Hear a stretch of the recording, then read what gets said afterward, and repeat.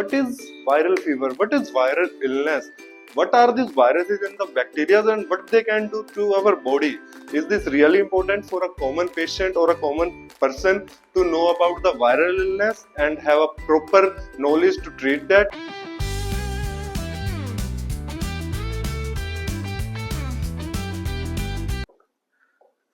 तो hey guys, welcome है आपका मेरे चैनल में named as the doctor Rahul Chauhan. तो आज हम बात करने वाले हैं वायरल फीवर के बारे में, जो कि आजकल बड़ा ही कॉमन है। एज रेनी सीजन चल रहा है सभी के शहरों में, सभी के गाँव में।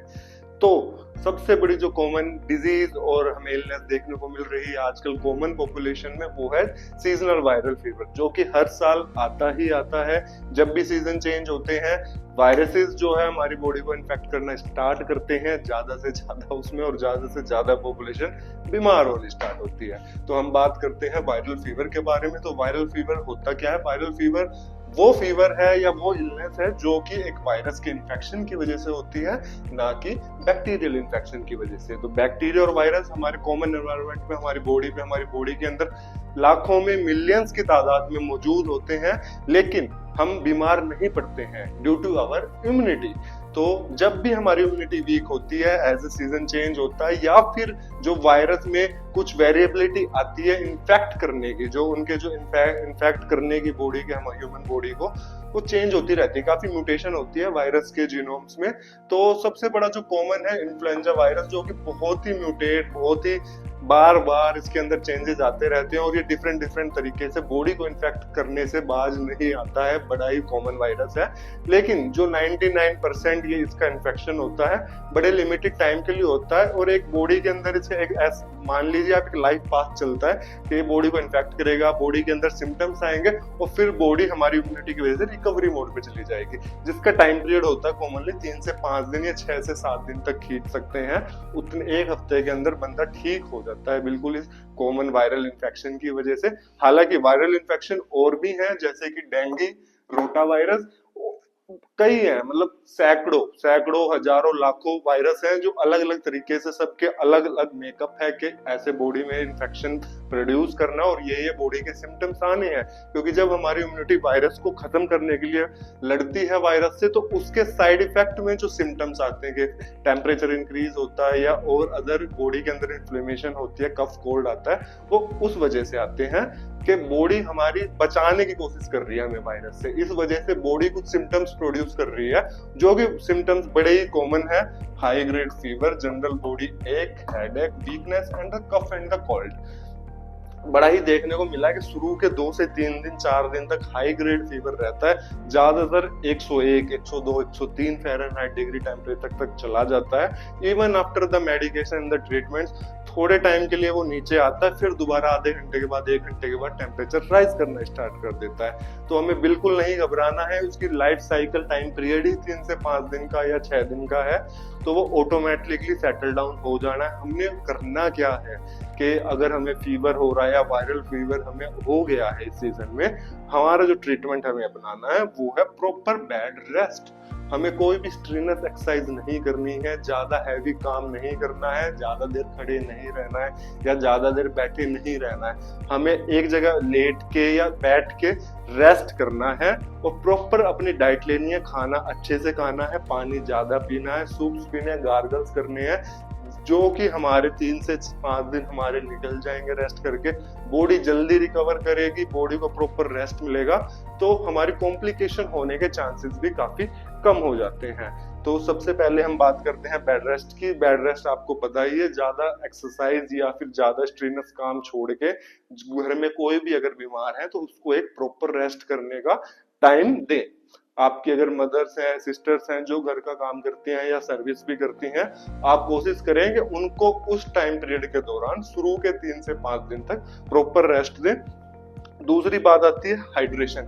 हाई टेम्परेचर रहता है वायरल फीवर के अंदर, 102, 103 फ़ारेनहाइट तक चला जाता है, तो उससे क्या होता है, बॉडी के अंदर डिहाइड्रेशन हो जाती है, पानी की कमी हो जाती है। तो हमें कोशिश करनी है हम ज्यादा से ज्यादा पानी पिए, अपनी जो हाइड्रेशन नीड है उसको पूरा रखें, प्रॉपरली हाइड्रेट बॉडी को रखेंगे तो जो टेम्परेचर इंक्रीज होने के चांसेस है वो भी कम होंगे, और जो डिहाइड्रेशन के साइड इफेक्ट्स हैं वो भी नहीं आएंगे। तो हाइड्रेशन हमें प्रॉपर रखनी है। साथ के साथ हम एंटीपायरेटिक ट्रीटमेंट ले सकते हैं, यानी कि पैरासीटामोल टैबलेट, जो कि आजकल बड़ी कॉमनली सबको पता है कि हम paracetamol tablet, antipyretic anti fever tablet है, तो हम वो ले सकते हैं। दिन में 4 बार तक हम इसको ले सकते हैं, 4-4 और 6-6 घंटे के गैप पे हम इसका टैबलेट को ले सकते हैं as per our the age and the body weight, और साथ में डॉक्टर की प्रेस्क्रिप्शन के हिसाब से कि हमारे अंदर क्या चीज ज्यादा दिक्कत आ रही है, तो कौन सी टैबलेट हमें लेनी है। कोशिश करें डिस्प्रिन और एस्प्रिन वगैरह टैबलेट को अवॉइड करें, वो ब्लड थिनर्स होते हैं। पैरासीटामोल का काम एसएस ब्लड थिनर का नहीं है, तो पैरासीटामोल टैबलेट जनरली सेफ मानी जाती है वायरल फीवर में इंजेस्ट करने के लिए, खाने के लिए, ठीक है, ताकि हमारा टेम्परेचर कंट्रोल में रहे और जो हाई टेम्परेचर की वजह से कॉम्प्लिकेशंस हो सकती हैं बॉडी के अंदर, वो कॉम्प्लिकेशंस भी हमारी बच जाए। तो कोशिश करें ये सब आप फॉलो करें, इन सिम्टम्स को पहचानें कि ये सिम्टम्स है तो हमें वायरल, आजकल के टाइम में वायरल फीवर चल रहा है तो वायरल फीवर के सिम्टम है, घबराने की बिल्कुल जरूरत नहीं है। 3 से 5 दिन में आप रिकवरी मोड पे आ जाएंगे और 1 वीक के अंदर अंदर आप फुल्ली रिकवर भी हो जाएंगे, ठीक है। साथ के साथ हम बात करते हैं इसकी कॉम्प्लिकेशन के बारे में। 99% जनरल पॉपुलेशन में इतने दिन में ठीक हो जाएगा, लेकिन हो सकता है किसी बंदे की इम्यूनिटी ज्यादा वीक हो गई, क्योंकि देखो फीवर होता है शुरू के 2-3 दिन काफी ज्यादा और वीकनेस बॉडी में रहती है, तो हम क्या करते हैं, खाना अच्छे से नहीं खा पाते हैं, डाइट अच्छे से नहीं ले पाते हैं, जिसकी वजह से फर्दर हमारी इम्यूनिटी वीक हो जाती है। पहले इम्यूनिटी वीक थी तो इन्फेक्शन हुआ वायरस का और उसके अंदर सिम्टम आ गए, फिर बाद में हमने डाइट अच्छे से नहीं ली और फिर और फर्दर इम्यूनिटी वीक हुई तो कॉम्प्लिकेशंस आ गई। तो कॉम्प्लिकेशन से बचने से अच्छा है प्रॉपर रेस्ट लें और अपने खाने पीने पे, डाइट पे ध्यान दें, जितना हो सके उतना अच्छी हेल्दी डाइट लें, सूप वगैरह लें, पानी ज्यादा लें, दलिया खिचड़ी जो आपको खाना खाए, हरी सब्जियां, सब कुछ आप खा सकते हैं। कोशिश करें अगर कफ कोल्ड भी है तो इसके साथ में हम एंटीहिस्टामिनिक टैबलेट्स और वो सब कफ सप्रेसेंट ऐड कर सकते हैं, वो एक डॉक्टर से मिलके आप प्रेस्क्राइब कराइए अपनी टैबलेट्स जैसे भी आपके सिम्टम्स हैं, और गार्गल्स करने की कोशिश कीजिए सुबह शाम, एटलीस्ट हल्के गुनगुने पानी में हल्का नमक डाल के आप गार्गल कर सकते हैं।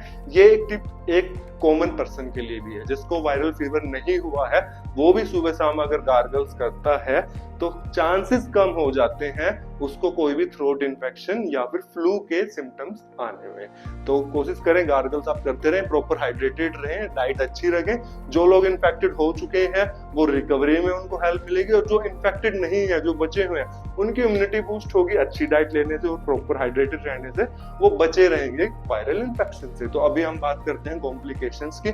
जब फीवर इंक्रीज होता है, बॉडी का टेम्परेचर इंक्रीज होता है, तो ऑटोमेटिकली क्या होता है, जो हमारे खून के अंदर हीमोग्लोबिन है, जो ऑक्सीजन जो हम सांस लेते हैं ऑक्सीजन को बॉडी के पार्ट्स तक पहुंचाता है, उसकी एफिनिटी ऑक्सीजन को बाइंड करने की, ऑक्सीजन को पकड़ने की एफिनिटी कम हो जाती है। तो उस वजह से क्या होता है, हमारी बॉडी के अंदर ऑक्सीजन सैचुरेशन कम हो सकता है, जो कि बड़ी सीरियस कॉम्प्लिकेशन है और बहुत ही 0.0 आई थिंक 1% में देखने को मिलेगी, जिनको फर्दर इन्फ्लुएंजा में इतना देखने को नहीं मिलता, जो फर्दर डेंगू हो गया, बाकी इन्फेक्शन हो गए, उनमें चांसेस ज्यादा होते हैं। डेंगू में हमें कॉम्प्लिकेशन और देखने को मिलती है कि प्लेटलेट्स कम हो जाती हैं।